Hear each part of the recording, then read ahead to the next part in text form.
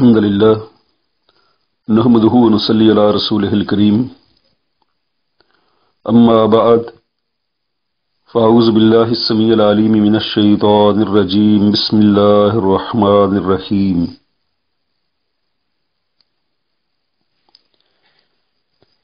عزیز طلبہ،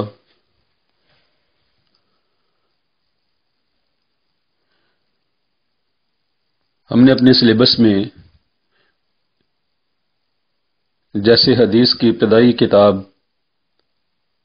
بلوغ المرام کو شامل کیا ہے، اسی طرح ہمارے 3 سالہ سلیبس میں مکمل قرآن پاک کا ترجمہ بھی شامل ہے۔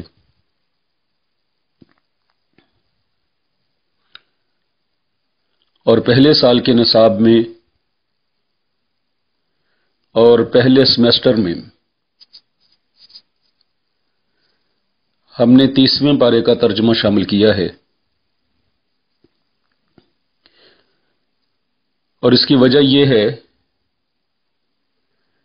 کہ 30ویں پارے کی صورتیں اکثر طور پر نمازوں کے اندر تلاوت کی جاتی ہیں۔ بذات خود رسول کائنات صلی اللہ علیہ وسلم نماز جمعہ میں سورۃ الاعلی، سورۃ الغاشیہ، ان دونوں کی تلاوت فرماتے تھے۔ ان صورتوں کے اندر کچھ تو ہے، کوئی ایسا لیکچر، کوئی ایسا واعظ یا ایسی نصیحت ضرور ہے کہ جمعہ کے خطبہ کے اختتام پر جب پوری مسجد بری ہوتی ہے، اس وقت نبی صلی اللہ علیہ وسلم ان صورتوں کی نماز کے اندر تلاوت کرتے ہیں، اور یہ دونوں صورتیں 30ویں پارے میں ہیں، اور 30ویں پارے کے اندر زیادہ تر مکی صورتیں ہیں۔ مکی صورتوں میں جن چیزوں کا خاص طور پہ ذکر ہے وہ ہے مشرکین کے حوالہ سے ان کے عقائد کا رد، ان کے دل میں ڈر، تقوی، خوف، للہیت پیدا کرنے کے لیے اللہ رب العزت نے اپنی نشانیوں کا ذکر کیا ہے۔ وہ مرنے کے بعد دوبارہ زندہ ہونے کے قائل نہیں تھے، اس لیے وہ تو بعض دفعہ آپ علیہ السلام کی بارگاہ میں بسیدہ ہڈی لے کر آتے، بربری جو ہو چکی ہوتی، اس کو مسل کے ہوا میں اڑا دیتے اور پوچھتے کہ کیا یہ چیز جو مٹی بن گئی ہے اس کو دوبارہ زندہ کیا جائے گا؟ اور اس طرح مکہ کے لوگ جہالت میں داخل ہونے کی وجہ سے نور اور روشنی سے اتنے دور چلے گئے تھے، زنا وہاں عام ہو چکا تھا، بچیوں کو زندہ درگور کرتے تھے۔ آپ اندازہ کیجئے کہ اگر کسی جانور کا پاؤں بھی غلطی میں اس کے بچے پر آ جائے، وہ اپنے پاؤں کو اس کے اوپر سے فوری ہٹا لیتا ہے۔ آج تک آپ نے کبھی نہیں سنا ہوگا کہ کسی جانور نے، کسی درندے نے اپنے بچے کو زندہ دفن کر دیے، لیکن عرب کے لوگ ایسے تھے کہ وہ جیتے جی اپنے دل کے ٹکڑے کو، اپنی بچی کو گڑھا کھود کے اس میں ڈالتے اور اس کے اوپر، زندہ کے اوپر مٹی ڈالنا شروع کر دیتے۔ اس کی چیخیں اور اس کا نالو شیون، اس کی پکار، اس کا رونا دھونا ان کے کانوں سے ٹکراتا، لیکن سنگ دلی کی انتہا تھی کہ ان کے دل میں ذرہ بر رحم نہیں آتا تھا۔ اللہ رب العزت نے ایسے لوگوں کے دلوں کو بدلنے کے لیے، ان کے دل میں نرمی پیدا کرنے کے لیے، اپنا خوف اور اپنا ڈر پیدا کرنے کے لیے جو صورتیں نازل کی، ان میں خاص طور پہ اپنی نشانیوں کا ذکر کیا ہے، اور عقیدہ آخرت کا پرزور طریقہ سے ذکر کیا ہے، اور مکہ کے لوگ چونکہ فصیح و بلیغ انسان تھے، بلکہ شاعر لوگ، وہ اپنے قبیلہ کا سرمایہ سمجھے جاتے تھے، تو اللہ رب العزت نے کتاب مبین کے اندر آخری پارہ میں یہ جو صورتیں ہیں جو نازل فرمائیں، ان کے اندر بلاغت بھی انتہا درجہ کی ہے، اور ایسی بلاغت کہ مکہ کے فصیح و بلیغ لوگوں کو قرآن حکیم نے گنگ کر دیا۔ تو اس لیے 30ویں پارہ کے اندر بہت زیادہ مشکل الفاظ بھی ہیں، یعنی بلاغت کی انتہا اگر آپ دیکھنا چاہتے ہیں تو 30ویں پارے میں ہے، ذخیرہ الفاظ سب سے زیادہ 30ویں پارہ میں ہے، اور صورتیں جو سب سے چھوٹی ہیں وہ بھی 30ویں پارے کے اندر ہیں، اور 30ویں پارے کی سب سے زیادہ نمازوں کے اندر تلاوت بھی کی جاتی ہے۔ تو ہم نے مناسب یہ سمجھا کہ اپنے کورس میں ہم قرآن حکیم کے 30ویں پارے کو سب سے پہلے بیان کریں گے۔ اب حضرات کی ذمہ داری یہ ہے کہ الفاظ ذرا مشکل ہیں، تو پوری توجہ سے ایک تو کلاس میں ان کو سمجھنا ہے،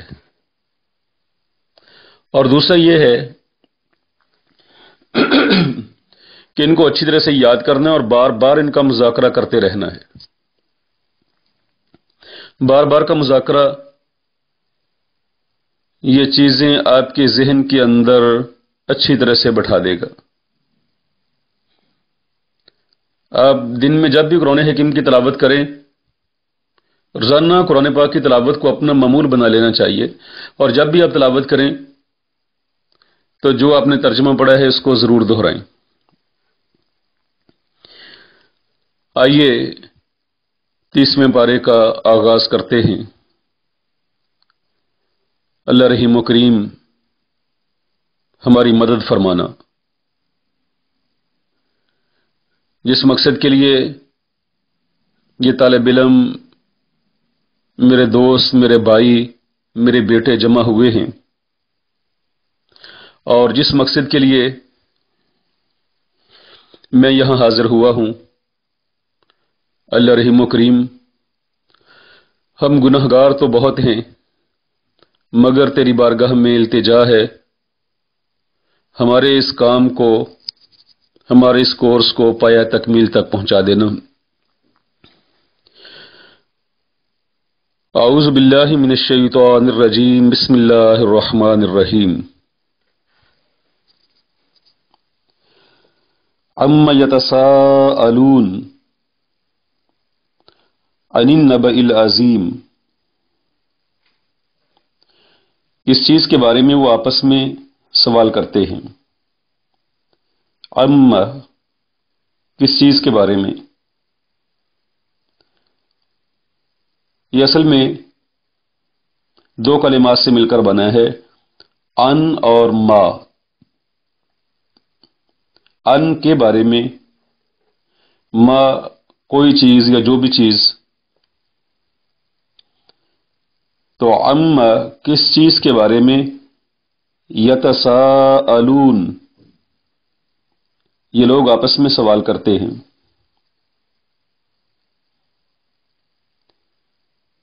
ایک ہے سأل، اس نے سوال کیا،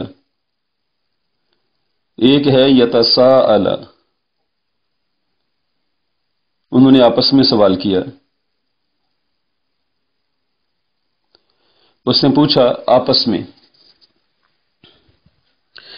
تو یتساءلون جمع کا صیغہ ہے، وہ آپس میں پوچھتے ہیں، ایک دوسرے سے سوال کرتے ہیں۔ ام یتساءلون، کس چیز کے بارے میں؟ وہ آپس میں سوال کرتے ہیں، وہ ایک دوسرے سے پوچھتے ہیں۔ عن النبأ العظیم،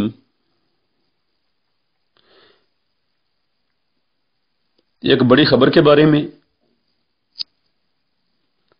عن، ابھی بتایا اس کا معنی ہے کے بارے میں، کے متعلق. نبأ کہتے ہیں خبر کو، عظیم بہت بڑی. عظیم اور اعظم میں فرق یہ ہے، اعظم کا مطلب ہے سب سے بڑا، اور عظیم بہت بڑا. عن النبأ العظیم، ایک بڑی خبر کے بارے میں. الذی ہم فیہ مختلفون، جس میں وہ آپس میں اختلاف کرنے والے ہیں.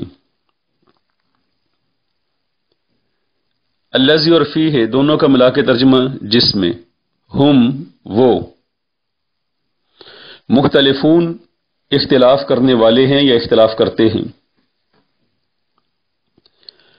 کلا ہرگز نہیں، سیعلمون ان قریب وہ جان لیں گے.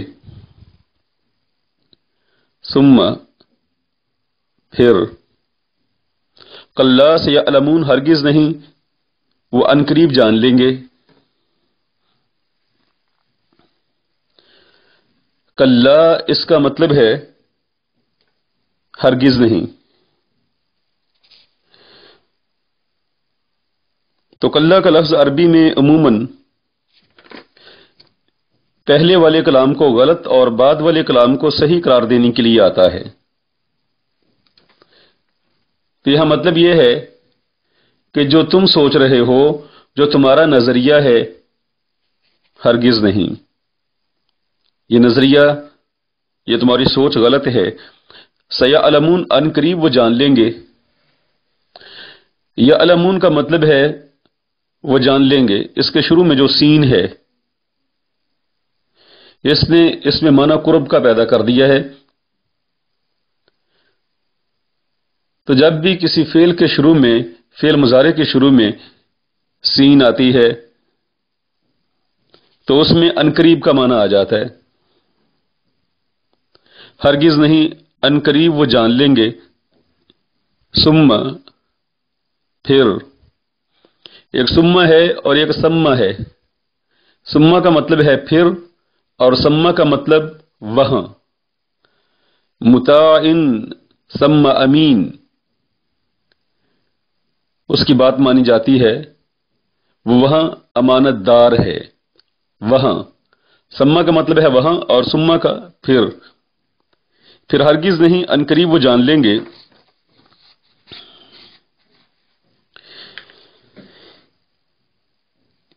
ان آیات میں اللہ رب العزت جو بیان کرنا چاہتے ہیں،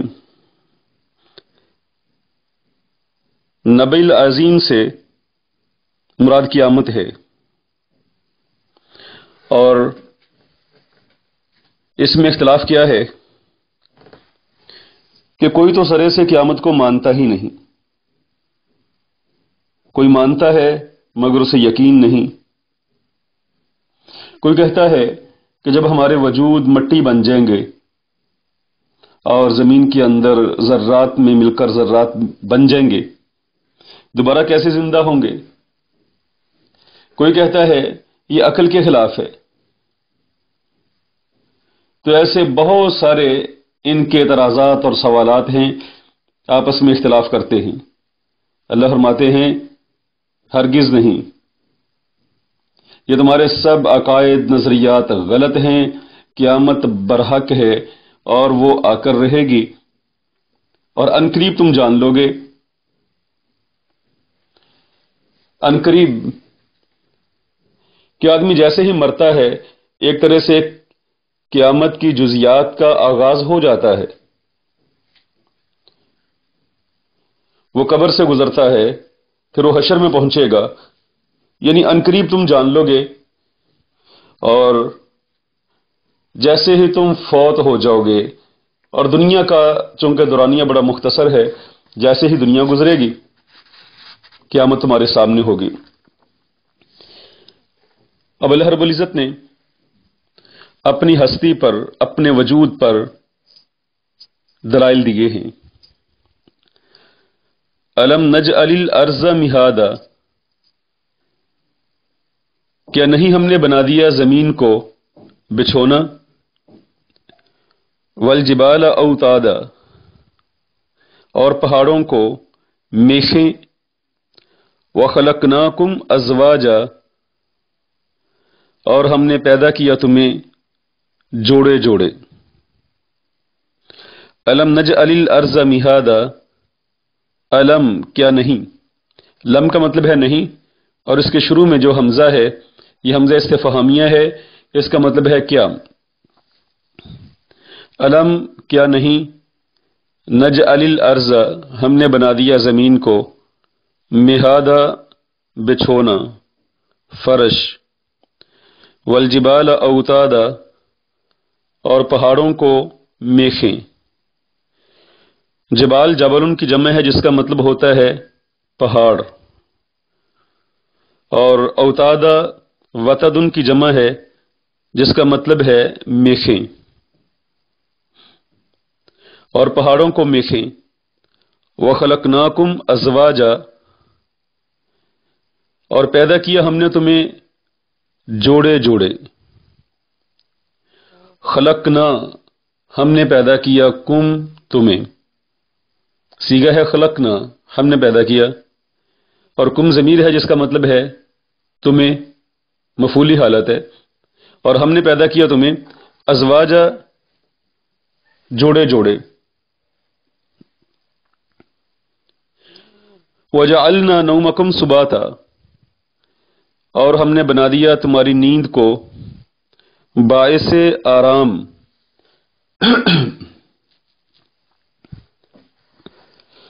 وجعلنا اللیل لباسا، اور بنا دیا ہم نے رات کو لباس یا پردہ۔ وجعلنا النہار معاشا، اور بنا دیا ہم نے دن کو روزی کمانے کا ذریعہ یا معیشت کا ذریعہ۔ وَبَنَيْنَا فَوْقَكُمْ سَبْعًا شِدَادًا، اور بنا دیے ہم نے تم پر 7 مضبوط، آگے بریکٹ میں آسمان۔ وَجَعَلْنَا سِرَاجًا وَخَّاجًا، اور ہم نے بنا دیا روشن گرم چراغ۔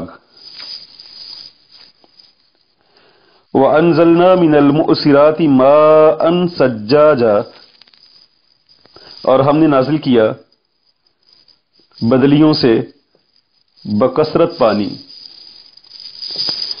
لِنُخْرِجَ بِهِ حَبًّا وَنَبَاتًا، تاکہ ہم نکالیں اس کے ذریعہ سے غلہ اور نباتات، بوٹیاں۔ وَجَنَّاتٍ الْفَافًا، اور باغات گھنے۔ دوبارہ سنیے، وَجَعَلْنَا نَوْمَكُمْ سُبَاتًا، اور ہم نے بنا دیا نیند کو، تمہاری نیند کو، سباتا باعث آرام۔ سباتا یہ سبتن سے مصدر ہے جس کا مطلب ہوتا ہے کٹ جانا، کہ جب بندہ دنیا سے ایک طرح سے کٹ جاتا ہے، الگ ہو جاتا ہے، اور مکمل طمانینت اور سکون میں چلا جاتا ہے، تو یہ چیز اس کے اعصاب کی تھکن کو دور کرتی ہے۔ تو فرمایا تمہاری نیند کو تمہارے لیے آرام کا ذریعہ بنا دیا، تمہارے لیے باعث آرام بنا دیا، کہ سارے دن کے جسم میں جو ٹوٹ پھوٹ ہے، جو اعصابی تھکن ہے، اللہ رب العزت فرماتے ہیں ذرا اس کو ہی دیکھ لو، جب تم تھک جاتے ہو تو تمہاری آنکھوں میں نیند بھر جاتی ہے، اور پھر یہی نیند تمہارے وجود کو گھیر لیتی ہے، اور جب تم سو کے اٹھتے ہو نئے سرے سے توانا ہو جاتے ہو، طاقتور ہو جاتے ہو، حشاش بشاش ہوتے ہو۔ یہ نیند اللہ فرماتے ہیں میں نے پیدا کی۔ وجعلنا اللیل لباسا، اور ہم نے بنا دیا رات کو لباس یا پردہ. لیلن کہتے ہیں رات کو، جس کی جمع آتی ہے لیالی. وجعلنا النہار معاشا، اور بنا دیا ہم نے دن کو روزی کا ذریعہ، معیشت کا ذریعہ. آج ہم ایک طرح سے فطرت سے بغاوت کر رہے ہیں. اللہ فرماتے ہیں کہ میں نے رات کو لباس بنایا اور پھر تمہاری نیند کو تمہارے لیے باعث آرام بنایا. یعنی رات کس کے لیے ہے؟ تمہارے سونے کے لیے. تمہارے لیے لباس ہے، پردہ ہے. تم رات کو ازدواجی تعلقات کو احسن انداز سے نبھا سکتے ہو. یہ تمہارے لیے لباس ہے، تمہارے لیے پردہ ہے. اور پھر رات کو اٹھ کے آخری پہر اللہ رب العزت کی بارگاہ میں کھڑے ہو کے ہاتھ باندھ کے قیدی کی صورت میں اس کے سامنے تم اپنے آنسو بہا سکتے ہو، تم اپنا غم، اپنا دکھ اللہ کے سامنے رکھ سکتے ہو. اس لیے حدیث مبارک میں آتا ہے نا کہ اللہ رب العزت رات کے آخری پہر میں آسمان دنیا پر تشریف لے آتے ہیں اور پوچھتے ہیں کوئی غم زدہ ہے تو آئے، اور کوئی رزق کا متراشی ہے تو آئے، اور کوئی گناہوں بھری زندگی سے توبہ کرنا چاہتا ہے تو آئے میرے سامنے شرمندگی کے چند آنسو بہائے. یعنی رات یہ آرام کا ذریعہ بھی ہے، یہ تمہارے لیے لباس بھی ہے، اور اللہ رب العزت کو اپنا دکھ، اپنا درد سنانے کا اس میں ایک موقع بھی تمہیں مل جاتا ہے. جبکہ دن ہے روزی کمانے کا ذریعہ. اور ہم فطرت سے بغاوت کیسے کر رہے ہیں؟ ہم راتوں کو کام کرتے ہیں. آپ نے دیکھا نہیں کہ مارکیٹیں رات کو 11-12 بجے بند ہوتی اور صبح 10-11 بجے سے پہلے نہیں کھلتی. اور بعض ڈیوٹیز ایسی ہیں جو چلتی ہی رات کو ہیں. یہ چیز اعصابی طور پر بندے کے اندر تھکن پیدا کرتی ہے.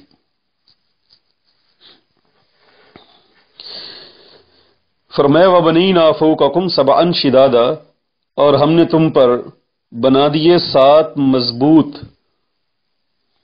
یعنی 7 مضبوط آسمان. شدادہ شدیدت ان کی جمع ہے، جس کا مطلب ہے محکم اور مضبوط. قرآن حکیم کا انداز اتنا پیارا ہے کہ اس میں یہ نہیں ہے کہ کسی مکتب میں داخلہ لینے کے بعد جیسے جو ہے آپ میتھ پڑھ رہے ہیں پھر اس کا الجبرا حل کر رہے ہیں، یا آپ کیمسٹری کے جو ہیں وہ پریکٹیکل حل کر رہے ہیں اور اس کے بعد کہیں جا کے آپ کو سمجھ آتی. اتنا پیارا اسلوب ہے کہ آپ دیکھیں ایک ٹھیلا لگانے والا، ایک ریڑھی بان بھی، ایک عرب کا بدو جو صحرا میں جا رہا ہے، وہ بھی قرآن حکیم کے اسلوب کو دیکھ کر اللہ رب العزت کی ہستی پر غور کر سکتا ہے. یہ چیزیں کوئی اتنی سمجھنے والی، دقیق گہرائی میں جانے والی تو نہیں ہے، بالکل واضح ہے. رات کو دیکھ لو، دن کو دیکھ لو، اپنی نیند کو دیکھ لو. اور فرمایا ہم نے تمہارے اوپر 7 مضبوط آسمان بنا دیے ہیں. یعنی کہ ایک عام آدمی بھی اگر آسمان کی طرف اپنی نظر اٹھائے، بس اتنا سوچ لے یہ اتنی وسیع چھت جو ہمارے اوپر کروڑ سالوں سے بالکل مضبوطی کے ساتھ کھڑی ہے، اس کا خالق کون ہے؟ اس میں لاکھوں کروڑوں ستارے، سیارے اپنے اپنے مدار میں گردش کر رہے ہیں. ہزارہ سال گزر گئے، یہ آپس میں ٹکرائے نہیں. یہاں تو زمین میں ٹریفک حادثات ایسے ہوتے ہیں کہ سارجنٹ سامنے کھڑا ہوتا ہے اور اس کے باوجود گاڑیاں آپس میں ٹکرا جاتی ہیں.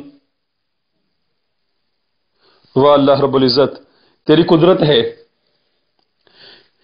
کہ کروڑوں ارب ستارے ہیں، سیارے ہیں، ان کے جو راستے ہیں انہی راستوں پر چل رہے ہیں، اور صبح و شام بالکل اسی انداز سے یہ ٹریفک نہ تو رکتی ہے نہ آپس میں ٹکراتی ہے۔ فرمایا ہم نے تمہارے اوپر 7 مضبوط آسمان بنا دیے، وجعلنا سراجا وخاجا، اور ہم نے ایک روشن گرم چراغ بنا دیا۔ وخاجا وہجن سے مبالغہ ہے، یعنی بہت روشن اور گرم۔ وہجن جس میں حرارت اور روشنی دونوں جمع ہوں، یعنی کہ روشنی بھی ہے اور حرارت بھی ہے۔ جیسے کہ بعض دفعہ روشنی ایسی ہوتی ہے کہ اس کے اندر تپش نہیں ہوتی، اور بعض دفعہ تپش بہت زیادہ ہوتی ہے لیکن روشنی کم ہوتی ہے۔ اللہ فرماتے ہیں کہ یہ دہتا ہوا چراغ سورج یہ تمہاری زندگی کو چلانے کے لیے میں نے تمہارا خادم بنا دیا ہے۔ وَأَنزَلْنَا مِنَ الْمُعْصِرَاتِ مَاءً ثَجَّاجًا، اور ہم نے نازل کیا بدلیوں سے پانی۔ معصرات یہ معصرتن کی جمع ہے، وہ بادل جو پانی سے بھرے ہوئے ہوں۔ تو آگے ہے ماءً ثجاجا، ماءً پانی کو کہتے ہیں، اور ثجاجا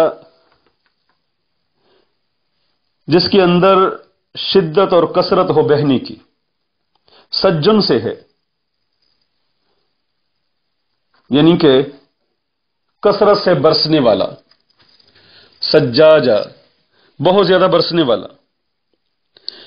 وَأَنزَلْنَا مِنَ الْمُعْصِرَاتِ مَاءً ثَجَّاجًا، اور نازل کیا ہم نے بدلیوں سے کثرت سے برسنے والا پانی،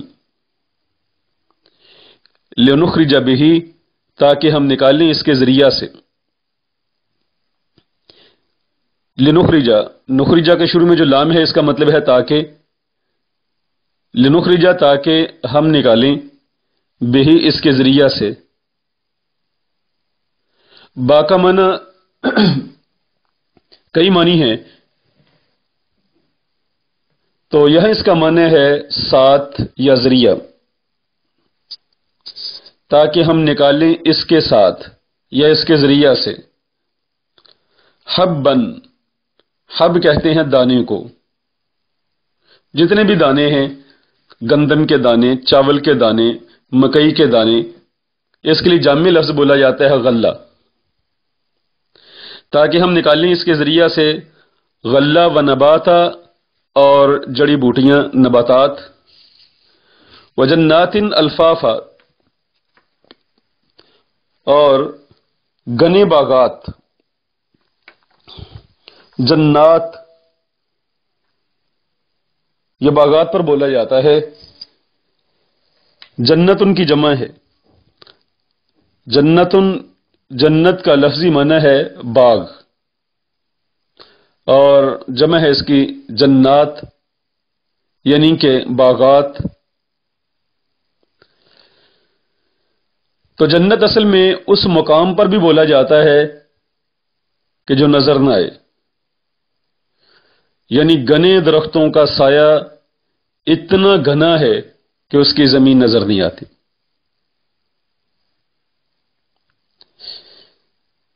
تو الفاف اس کا لفظی معنی ہوتا ہے ایک دوسرے سے لپٹا ہوا۔ وجنات الفافا، اور باغات ہیں ایک دوسرے سے لپٹے ہوئے، یعنی ان کے درخت آپس میں اتنے قریب قریب ہیں کہ ان کی شاخیں لپٹی ہوئی ہیں، اور اس طرح سے انتہائی ٹھنڈا، میٹھا اور طبیعت کو فرحت دینے والا سایہ اس کی زمین پر جمع ہو گیا ہے۔ یہ نشانیاں ذکر کرنے کے بعد اللہ فرماتے ہیں ان یوم الفصل کان میقاتا، یقیناً فیصلے کے دن کا ایک وقت مقرر ہے۔ یوم ینفخ فی الصور، جس دن پھونکا جائے گا سور میں، فتأتون افواجا، پس تم آؤ گے فوج در فوج یا گروہ در گروہ، وفتحت السماء فکانت ابوابا، اور کھولا جائے گا آسمان کو، پس ہو جائے گا وہ دروازے دروازے، وسیرت الجبال، اور چلائے جائیں گے پہاڑ، فکانت سرابا، پس ہو جائیں گے وہ سراب۔ ان یوم الفصل کان میقاتا، بلا شبہ یقیناً، ان کا لفظی معنی ہوتا ہے بے شک، بلا شبہ، یقیناً۔ یوم الفصل فیصلے کا دن، یوم دن اور فصل فیصلے کا، کان میقاتا ہے ایک مقررہ وقت، بلا شبہ فیصلے کا دن ایک مقررہ وقت ہے۔ یوم ینفخ، جس دن پھونکا جائے گا، فی الصور، سور میں، فتاتون، پس تم آؤ گے، افواجا، گروہ در گروہ۔ تو اللہ فرماتے ہیں آگاہ رہو، فیصلے کا ایک دن متعین ہے۔ اللہ فرماتے ہیں میں نے وہ دن کا تعین کر دیا ہے، وہ ہر صورت میں ہو کر ہی رہے گا۔ دنیا میں تم نے جو بھی اعمال کیے ہیں ان کا فیصلہ قیامت والے دن ہوگا۔ یہاں ایک طرح سے اللہ رب العزت کی جانب سے ایک خبر بھی ہے اور ایک وارننگ بھی ہے کہ یاد رکھو دنیا کے اندر جو کچھ بھی کر رہے ہو ایک فیصلے کا دن بھی ہے، اس میں تمہارے ان اعمال کا میں اپنی عدالت میں فیصلہ کروں گا۔ یوم ینفخ فی الصور، جس دن پھونکا جائے گا سور میں۔ یہاں سور میں دوسری دفعہ پھونکے جانے کا ذکر ہے کہ جس وقت تمام لوگ قبروں سے نکل کر گروہ در گروہ میدان محشر میں آ جائیں گے۔ یعنی پہلا سور تو اس وقت پھونکا جائے گا کہ جب سیدنا اسرافیل علیہ الصلوۃ والسلام پھونک ماریں گے تو روئے زمین پر جو بھی کوئی زندہ چیز موجود ہوگی وہ سب مر جائیں گے، عرصہ دراز تک پڑے رہیں گے، اور پھر باری تعالیٰ کے حکم سے سیدنا اسرافیل علیہ الصلوۃ والسلام دوسری دفعہ پھونک ماریں گے جس سے قبریں پھٹیں گی، اور سب لوگ جب سے کائنات بنی ہے اور جب کائنات کا اختتام ہوگا اس دوران جتنے بھی لوگ اس دنیا کے اندر آئے وہ سب ہی زندہ ہو کے دوڑتے ہوئے میدان محشر میں پہنچ جائیں گے۔ فتاتون افواجا، پس تم آؤ گے گروہ در گروہ، وفتحت السماء فکانت ابوابا، اور آسمان کھولا جائے گا پس وہ دروازے دروازے ہو جائے گا۔ دروازے دروازے ہو جائے گا مطلب یہ کہ جیسے آپ نے دیکھا ہوگا کہ ایک بہت بڑی عمارت اگر زلزلہ آ جائے تو اس میں بڑے بڑے شگاف پڑ جاتے، اور بعض دفعہ زمین وہ بھی اپنے مقام سے ہٹ کے پھٹ جاتی۔ یہ بڑے بڑے شگاف اور یہ پھٹن، یہ بڑا خوفناک سا منظر دکھائی دیتا ہے۔ اللہ فرماتے ہیں جو مضبوط آسمان ہے، قیامت کی ہولناکی ایسی شدید ہے کہ اب دیکھیں کروڑہ سال گزر گئے لیکن آسمان اتنا مضبوط ہے، اپنی جگہ پر قائم ہے، لیکن قیامت کی ہولناکی کہ آسمان پھٹ جائے گا، اور اس میں بہت بڑے بڑے شگاف پڑے ہوئے دکھائی دیں گے، اتنے بڑے بڑے شگاف کے جیسے اس میں دروازے کھل گئے ہیں۔ وَسُيِّرَتِ الْجِبَالُ فَكَانَتْ سَرَابًا، صرف آسمان ہی نہیں، بہت بڑے بڑے پہاڑ جن کو دیکھ کر ہیبت آتی ہے، اللہ فرماتے ہیں وہ ریت کے ڈھیر بن جائیں گے۔ قرآن حکیم میں دوسری جگہ جو آتا ہے کہ اس دن پہاڑ چلا دیے جائیں گے اور وہ ایسے اڑیں گے جیسے دھن کی ہوئی روئی ہے، اس لیے کہ یہ جو ذرات کے اندر آپس کی کشش ہے، ہم کشش ثقل کی وجہ سے ہی زمین پر چل رہے ہیں، اگر یہ کشش ختم ہو جائے اور اسی طرح پہاڑ کے ذرات جو ہیں ان کی آپس کے اندر ایک کشش ہے جس کی وجہ سے وہ ذرے جڑے ہوئے ہیں، بس اللہ رب العزت ایک کشش ہی چھین لیں گے، جس وجہ سے، جس قوت سے یہ پہاڑ کے ذرے آپس میں جڑے ہوئے ہیں، باری تعالیٰ وہ قوت ہی چھین لیں گے۔ جیسے آپ دیکھیں ایک انسانی جسم سے اگر اس کی ساری قوت چھین لی جائے وہ زمین پہ گر جاتا ہے، ایسے ہی عظیم پہاڑ سے اللہ رب العزت اس کی قوت ہی چھین لیں گے، اس کے ذرات ریت کی صورت بن جائیں گے، بعد میں تیز ہوا چلے گی اور وہ ذرات ہوا کے اندر اڑتے ہوئے دکھائی دیں گے۔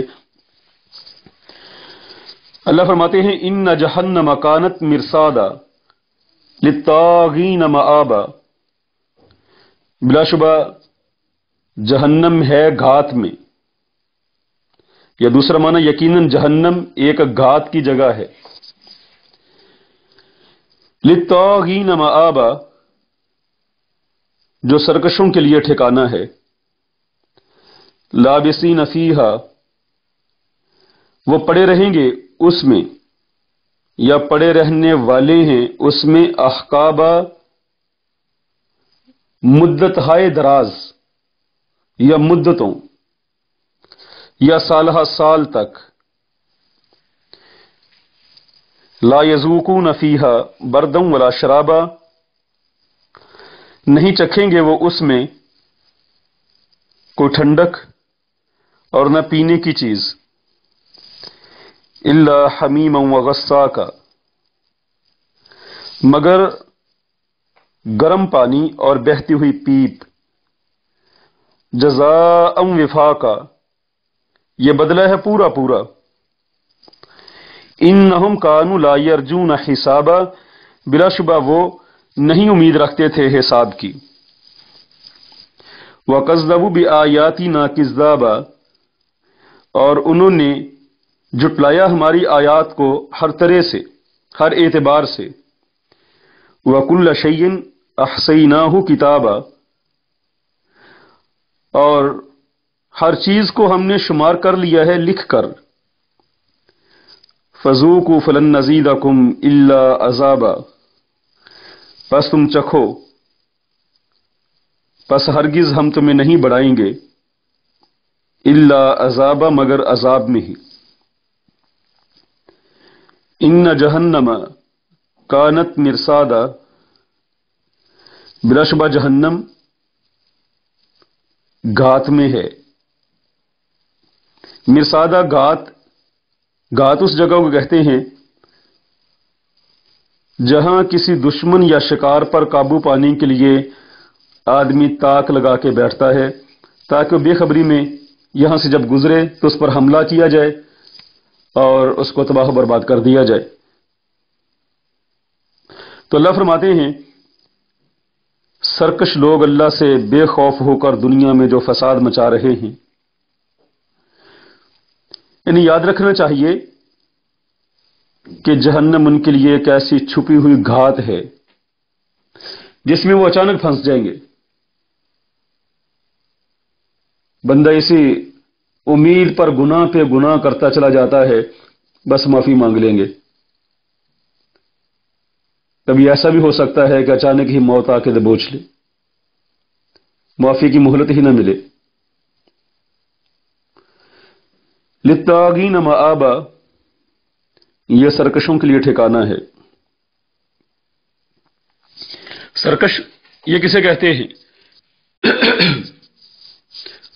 جیسے بعض دفعہ کہتے ہیں کہ دریا کی سرکش موجیں، یعنی ویسے تو پانی روانی کے ساتھ چل رہا ہے، اگر موجیں سرکش ہو جاتی ہیں تو وہ ایک طرح سے حملہ آور ہو جاتی ہیں۔ انسان اپنی اعتدال کی زندگی گزارتا چلا جائے تو یہ اعتدال زندگی کا حسن ہے، لیکن اگر وہ راہ اعتدال سے بڑھ جائے، آگے نکل جائے، تو یہی سرکشی ہے۔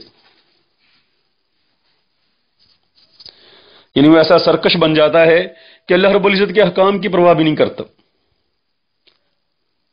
ایسا سرکش بن جاتا ہے کہ ظلم کرتے ہوئے ذرہ بھر بھی اس کے ضمیر پر کوئی خراش نہیں آتی، گناہ کرتے ہوئے بھول جاتا ہے کہ اللہ رب العزت کی ایک ذات ہے جو اللہ اسے دیکھ رہا ہے۔ اللہ فرماتے ہیں ایسے سب سرکش ان کے لیے جہنم ٹھکانہ ہے۔ یقیناً سرکشوں کے لیے جنت تو ٹھکانہ نہیں ہے، جنت اللہ رب العزت نے اپنے فرما بردار نیک پارسا لوگوں کے لیے بنائی۔ فرمایا لابسین فیہا احقابا، وہ اس میں پڑے رہنے والے ہیں مدتوں۔ احقاب حقبن کی جمع ہے، تو بعض کہتے ہیں کہ 80 سال یا اس سے زیادہ مدت کا زمانہ ہے، جیسا کہ قاموس میں موجود ہے۔ تو مطلب یہ ہے کہ احقاب حقب کی جمع، ایک مدت ختم ہوگی دوسری شروع ہو جائے گی، اور دوسری مدت ختم ہوگی تیسری شروع ہو جائے گی، یہ مدتیں چلتی رہیں گی کہ جیسے ان کی کوئی انتہا ہی نہیں۔ اور جہنم میں ہے کیا؟ فرمایا لا یذوقون فیہا بردا ولا شرابا، نہیں چکھیں گے اس میں ٹھنڈک اور نہ پینے کی چیز۔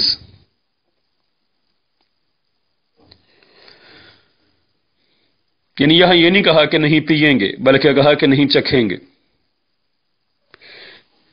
چکھنے میں بہت معمولی سی چیز آتی ہے، جیسے آپ اپنی انگلی کی پور پہ ایک معمولی سی چیز لگا کے تو اسے اپنی زبان کے ساتھ لگاتے ہیں، اس کو کہتے ہیں چکھنا۔ یعنی پینا تو بڑی دور کی بات ہے، ٹھنڈے پانی کا وہاں تصور ہی نہیں، اس کو وہ چکھیں گے بھی نہیں۔ ٹھنڈک میں یعنی کہ ہوا کا وہاں سے گزر یا ایک جھونکا، یہ تو بڑی دور کی بات ہے، وہ ٹھنڈک کو کبھی چکھیں گے بھی نہیں، بلکہ ٹھنڈک اور آرام و سکون کی بجائے کیا ہے؟ الا حمیما وغساقا، مگر گرم پانی ہے۔ حمیم کہتے ہیں انتہائی کھولتے ہوئے گرم پانی کو، وغساقا اور بہتی ہوئی پیپ ہے۔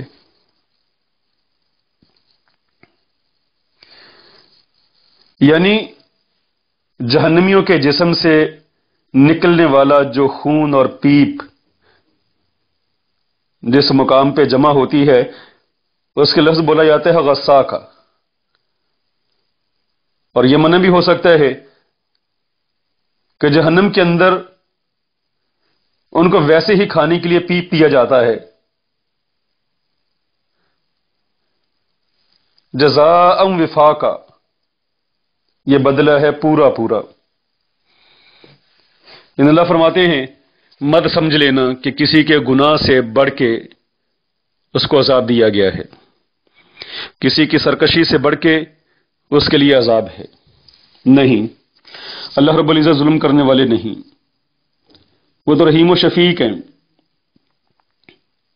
وہ تو گناہوں پر پردہ ڈالے ہوئے، وہ تو بندے کو بخشتے چلے جاتے ہیں، اس کی مغفرت بہت زیادہ ہے، اس کی رحمت بے پایاں ہے، اس کی رحمت کی کوئی انتہا نہیں۔